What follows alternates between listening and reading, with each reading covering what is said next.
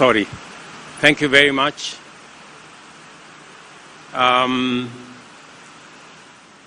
Excellencies, honorable ministers, ladies and gentlemen, good morning. On behalf of the government and people of Kenya, let me welcome all of you that have come to attend this very timely and important conference. And while there, let me give you one must know about Nairobi and one must know about Kenya. About Nairobi, to the south of this place, if you walk this direction in about 5 minutes, you will be at the Nairobi National Park. Nairobi is the only city with a national park a minute or minutes away from where you will be staying. So I will encourage you somewhere in between this conference to find your way to the national park. We have wild animals. I must, however, warn you that sometimes they break off from the fence. So if for any reason you find a lion, please be careful. They are not tamed. I must know about Kenya. When you came to Kenya, I am sure you realize that from wherever you came from, you no longer need a visa to visit Kenya. And it is because the artificial barriers that we have since been brought down by technology. And that's why I am proud and honored to welcome all to the Connected Africa Summit 2024, at which we gather to inaugurate the sunrise of Africa's digital transformation, the spark which will ignite our continent's rapid development in every sector to accelerate Africa's progress in realizing its full economic potential. We are here to mobilize our shared dreams and ambitions, visions and strategies in order to pave pathways to our common future, a future designed and built by Africans for Africa. Today, we come together inspired by the shared vision of a continent whose thriving economy anchors global prosperity, driven by the full participation of every citizen, and where, through the relentless pursuit of innovation, integration, and efficiency, our digital economy becomes the fundamental enabler of the aspirations of over 1 billion Africans. The primary ambition of this summit is that through determined collaboration and innovation, we will lay a sustained foundation of connectivity and empower the people of Africa to achieve the UN Sustainable Development Goals as well as the AU's Agenda 2063. We have quite some time and we have some way to go in order to be ready for the digital economy and the future of work.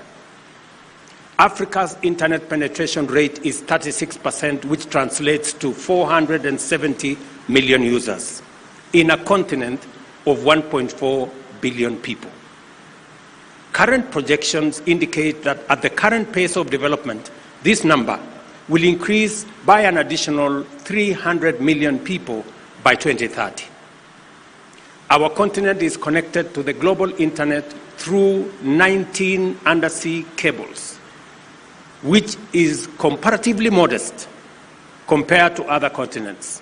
For example, Europe and Asia are connected by a significantly higher number of cable landings, leading to a greater broadband accessibility with profound impacts in terms of the strong positive relationship between digital connectivity and economic prosperity. Nevertheless, we must all be concerned by the fact that our rate of connectivity is poorer than the existing potential. Despite these connections, fixed broadband penetration in Africa is only about 5%, which leaves us far behind other regions of the globe. This has critical implications for our ambition for both connectivity and economic transformation through the digital economy. The reason is that even an increase of only 10% of our broadband connectivity can lead to a 1.4% GDP growth in our continent. Additionally, our low rate of connectivity also presents other challenges. For instance, Africa's current average broadband speed stands at 8.1 megabytes per second, and at 5% of the monthly gross national income per capita, data costs represent a significant expense and places connectivity beyond the reach of most, especially those who are vulnerable. These statistics must serve as an urgent call to action and motivates us to radically enhance Africa's digital infrastructure and unleash the immense economic and innovative potential of our young people in a vibrant continent. Ladies and gentlemen, our vision for the future is bold, clearly urgent, and feasible. Under the African Continental Free Trade Area framework, we aim to harness Pan-African integration in order to expand our collective GDP from US dollars 1.7 trillion to US dollars 2.5 trillion by 2030. This ambition must be complemented by a strong commitment to bridge the huge digital divide which undermines our continent's growth prospects. Today, 300 million people across Africa live more than 50 kilometers away from an active fiber optic connection, a yawning physical gap that denies them access to internet and separates them from all the possibilities that the digital economy presents. Globally, Africa's digital infrastructure coverage, access, and quality lag behind our other regions. Yet, it does not have to be this way, because the most transformative interventions are just but a few decisions away. At the end of 2021, 84% of people in our region lived in areas where the third-generation network technology, 3G connectivity, was available, while 63% had access to G4 mobile coverage. However, regrettably, only 22% were using mobile internet services. This gap between coverage and usage is similarly large for broadband internet connectivity, with 61% of people in our region living within broadband range, but unfortunately unable to use it. The imperative, therefore, is clear and entails determined interventions to significantly increase access to broadband services and to enhance both service, quality, and affordability. In turn, higher digital inclusion will intensify job creation and will help us deal with the challenge of poverty. Beyond infrastructure, a thriving digital economy requires the presence of a sizable and highly skilled digital workforce to build on advances in digital technology and to drive innovation and productivity, thereby creating a dynamic ecosystem which ushers enterprises into the digital economy and enables them to scale up successfully. With the establishment of these essential foundations, the private sector should automatically emerge as the primary driver across the spectrum of emerging transformative use cases. I am in full agreement with everyone here that at the heart of our digital transformation are our young talents, brilliant minds who are actively contributing to the growth of the global technology sector, marking out Africa as an indispensable hub of technological innovation. And I saw many of them as I went through the various booths. Driven by bold creativity and an indomitable entrepreneurial spirit, African youth are pioneering advances in fintech, agri-tech, renewable energy, and digital services. They are a generation which has been socialized to internalize technology as a basic need and way of life that is essential not only for economic growth, but also as a vital tool for solving the most pressing challenges of our time, including improving access to basic services like education, healthcare, and for facilitating sustainable resource management. I speak about young people in Kenya because I see the tremendous potential that exists.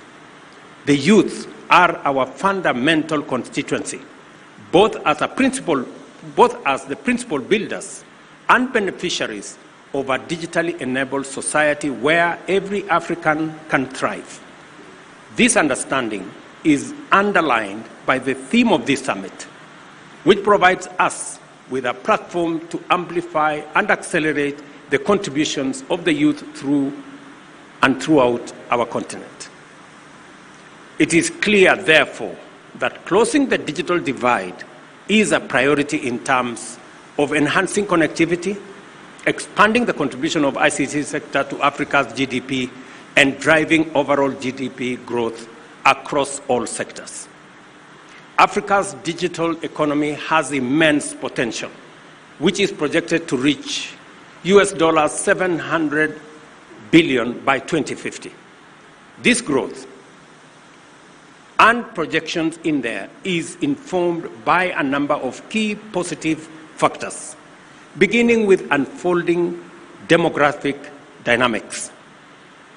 Briefly, our youth population, the youngest globally, is motivated and prepared to drive the digital economy, foster innovation, and entrench new technologies. As a country, we have made the very conscious decision that technology is going to inform the way we transform our country. We set out in the last 1.5 years to put all government services on a digital platform. I am very happy that we are 80% on the way, making sure that every government service is available on the digital platform. And speaking about technology, it is amazing how technology can revolutionize and fast-track our progress. And speaking about technology and what it can do to bring down barriers, in many of my country visits, I visited one TVET, 400 kilometers from Nairobi. And I will give you an example about what internet connectivity, technology, and the youth, the connection, the power of that connection, what it can do for the transformation of our continent. I went to a TVET in Kaiboi, in Nandi County, 400 kilometers away from Nairobi. And I met this young man, Brian. And Brian gave us his story, and he was sitting in front of a computer. And he said, after many things, that he takes 2 hours every day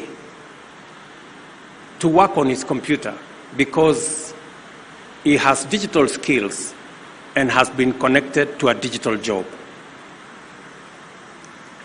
Brian, now in Nandi County, works for an AI company in Germany. Mind you, Brian is a village boy. He has never come to Nairobi, the capital city of Kenya. He doesn't have a passport. But he not only works for a company in Germany, he works for a company, an AI company, which the government of Kenya today does not even have a clear policy on AI. Meaning, Brian is ahead of the government of Kenya. And that is what the power of technology can do.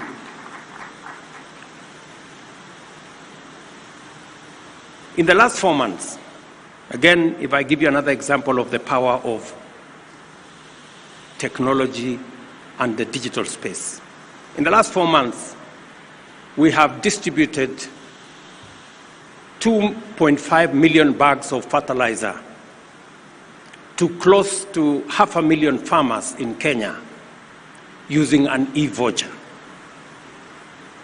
that has eliminated cartels, roadblocks, bottlenecks, and has made the distribution of fertilizer efficient.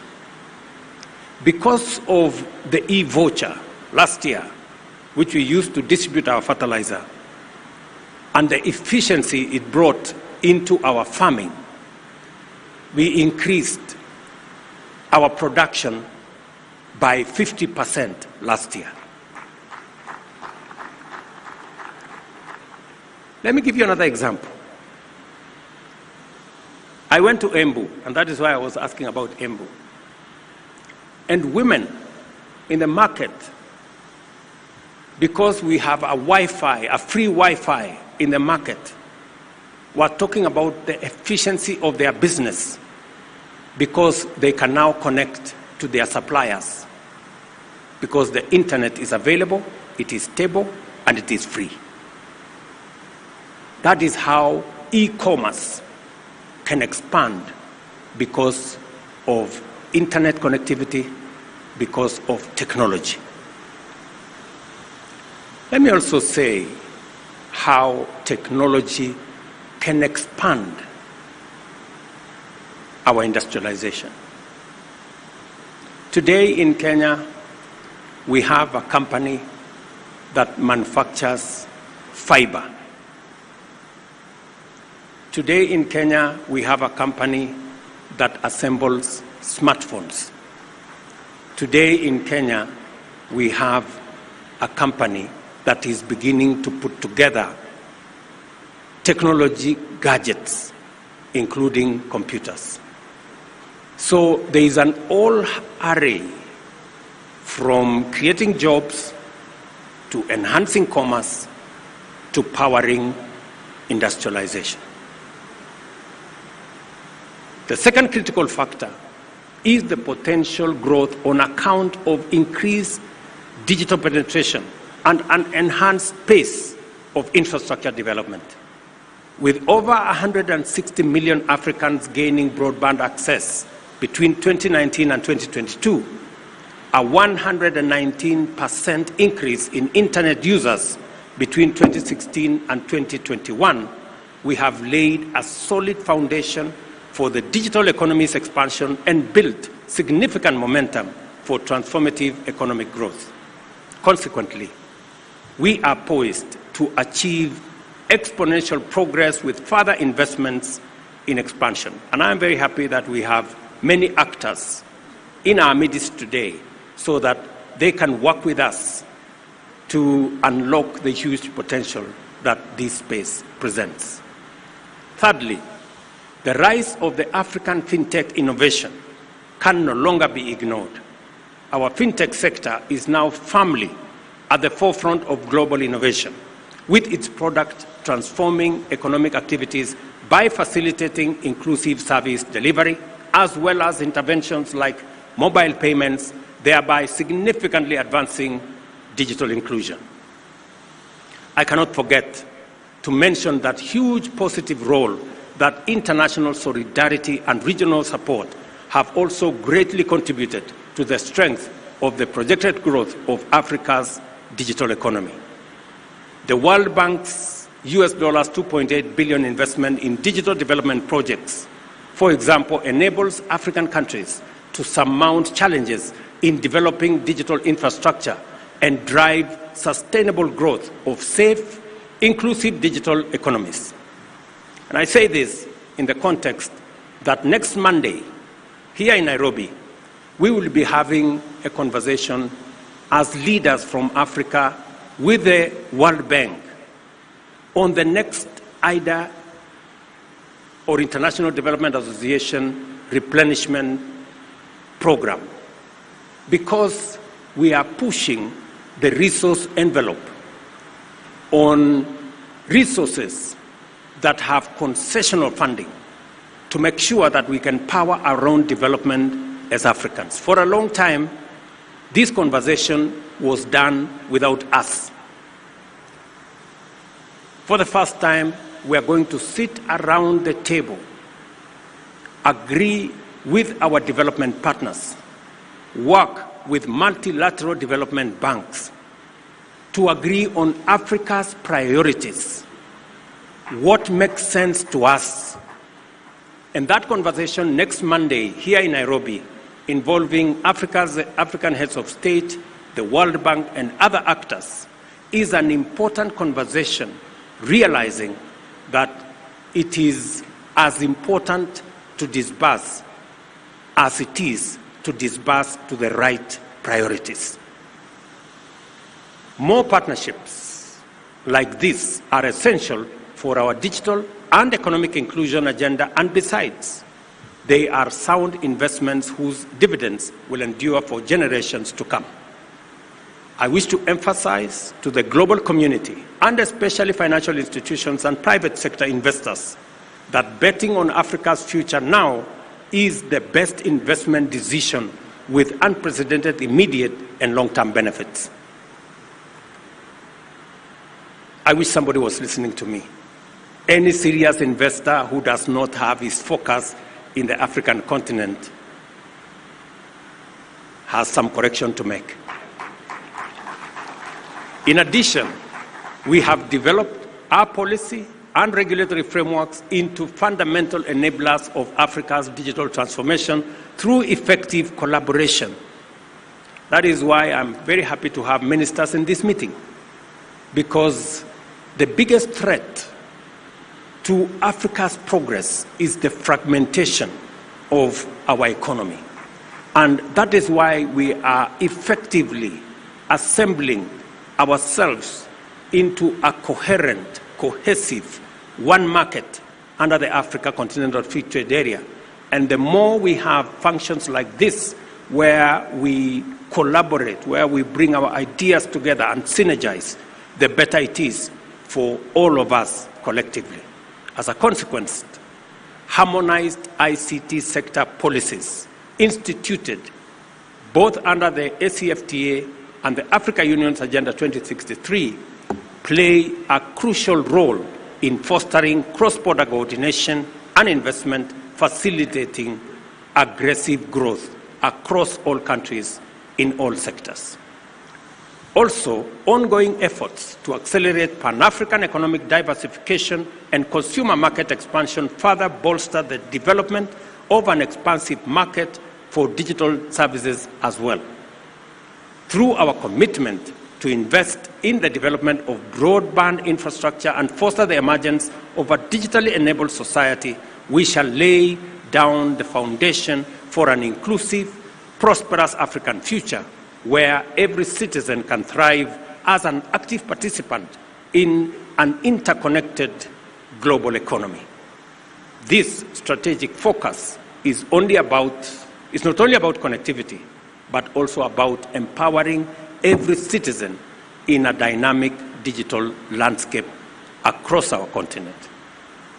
I'm encouraged to note that the intentional positioning of the ICT sector aligns with Africa's overarching economic growth strategy, which leverages the digital economy to catalyze the development of various sectors, supported by Africa's phenomenal demographic dividend and deliberate infrastructure improvements, innovative fintech solutions, and strategic policy frameworks.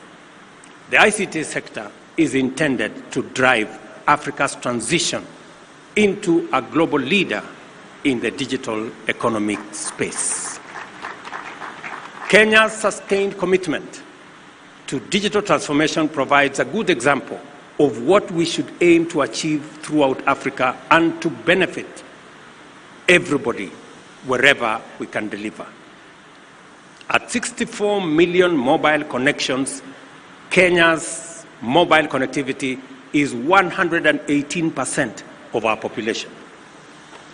At the end of 2022, mobile data or internet subscriptions were 47.8 million, with 67% of this comprising mobile broadband connections. Our ICT sector has continued to grow at the rate of 10% annually. To build on this and all the achievements, sustain the growth in momentum, and deepen ICT and digital inclusion, we have embedded last-mile fiber connectivity as a strategy and a strategic pillar of our bottom-up economic transformation agenda.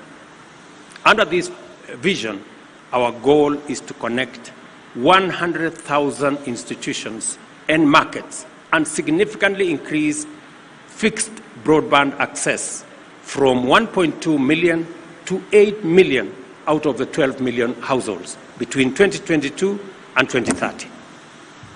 Furthermore, we have commenced the process of reviewing our building codes to ensure all new buildings are fiber optic ready. These initiatives underscore Kenya's dedication to deliver sustainable, universal digital access. We are implementing the National Citizen Digital Skills Program, a transformative initiative to bolster digital ICT inclusion in remote parts of our country. Through the DigiTrack program, for example, we have committed to provide 40 hours of digital skills and innovation training free of charge to citizens across the country, delivered through mobile units. An impressive outcome of this initiative is that over 35% of people who have completed training went on to start new businesses, and 70% have since passed their digital skills onwards to other citizens. This is the impact of a simple intervention in terms of empowering young people, and it affirms the promise of a collaborative approach and the power of partnership in achieving ambitious goals. As we enhance our digital connectivity infrastructure, we are deliberate about fostering a robust environment for e-commerce. The objective is to broaden market access for Kenyan entrepreneurs and also integrate them into the global digital economy.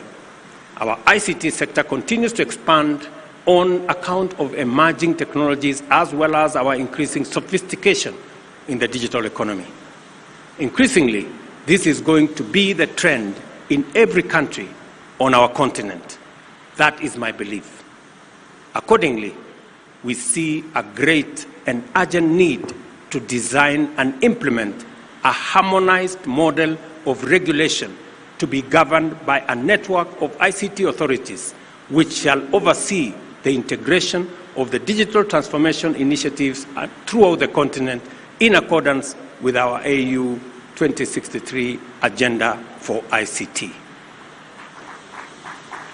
We are eager to share these experiences, and I'm sure Eliud Owalo and his team will take time to share some of these experiences and also learn from those of our colleagues from across the continent, whatever they have to offer. It is by sharing knowledge and experiences, pooling resources, harmonizing strategies, aligning investments, and working as partners that we shall rise together. This collaborative spirit is what we need to transform Africa into a digitally empowered and economically thriving continent. It is also the reason we are gathered here as this inaugural Connected Africa Summit mobilizes all of us, together with our esteemed global partners, to collaborate with ambition and transcend our challenges, enabling Africa to rise towards its destiny. The expected outcomes of this summit, therefore, are not mere objectives, but concrete, impactful commitments and milestones on our journey towards innovative leadership and strategic global alliances that will expand our infrastructure, secure our digital spaces, and democratize access to technology, ensuring every African is included in our digital revolution.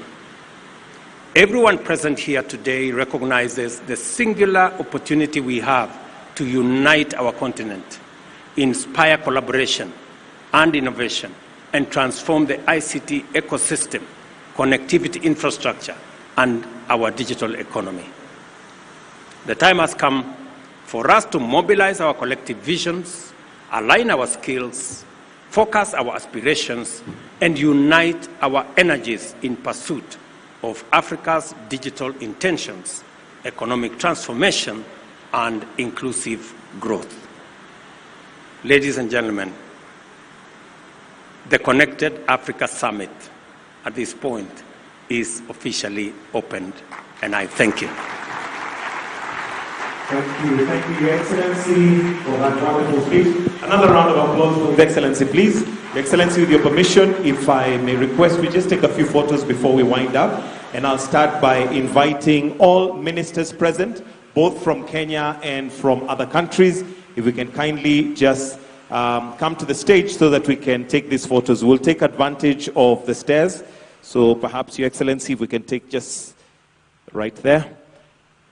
All ministers from other countries and Kenya as well, if we may just come and take advantage of these stairs. Some of us can join His Excellency there. The overspill can come to the top.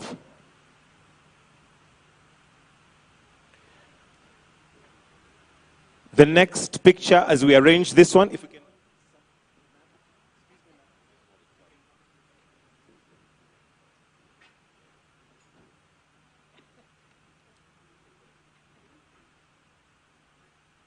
Let's take our seats, please. Those of us in the crowd, let's take our seats, please.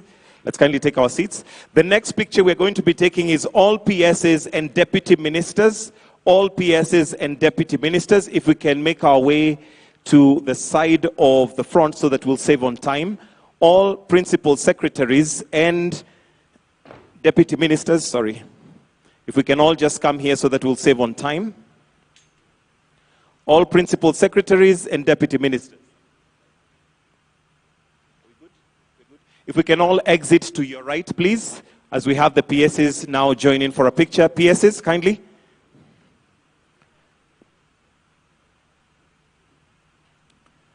The next picture after the PSs and deputy ministers is ambassadors. All ambassadors, kindly, if we can come to the side so that we'll save on time. All ambassadors present, representing different countries, kindly, if we can make our way here.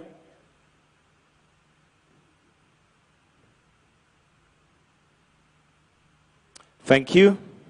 So, ambassadors, kindly, we can join His Excellency.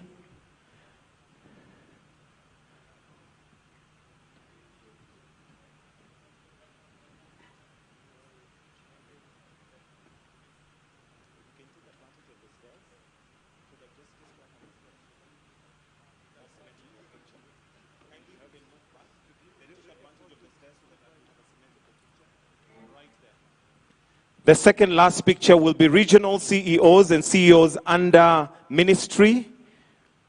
So please, if all regional CEOs and CEOs and the ministries can come to the front, the second last picture. CEOs.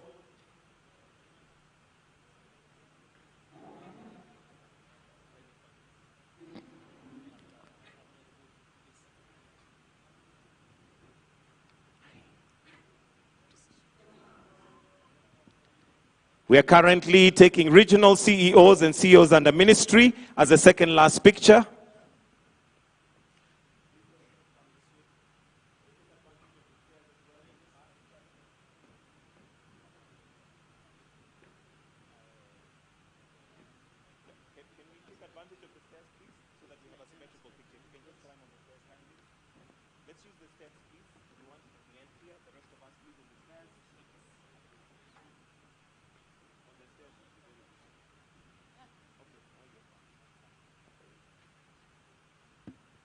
Then ICTA board. The last picture will be ICTA board. The ICTA board.